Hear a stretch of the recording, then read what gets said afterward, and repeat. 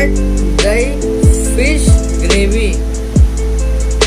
जैसे कि आप देख सकते हैं हमने फिश को मैरिनेट करके रखा है हल्दी, नमक, रेड चिल्ली पाउडर से। अभी हमें इसका पेस्ट बना लेना है मिक्सर में। इसको हम मिक्सर में पीसेंगे। इसका जूस अब हम इसमें फिश ग्रेवी में डालेंगे। अब हम निकालेंगे नारियल का जूस। देख सकते हैं अब हम निकालेंगे नारियल का जूस।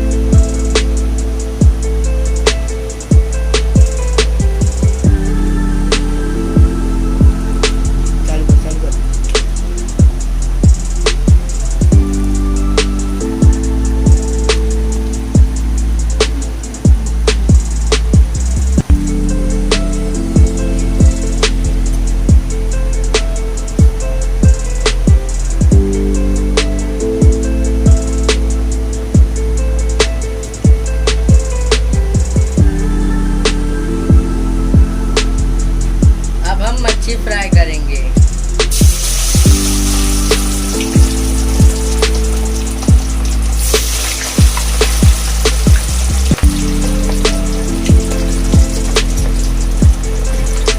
अब हम मिलते हैं फ्राई होने के बाद। जैसे कि आप देख सकते हैं हमारा मच्छी फ्राई होकर रेडी है। अब हम डालेंगे इसमें तेल अपने अंदाजे से।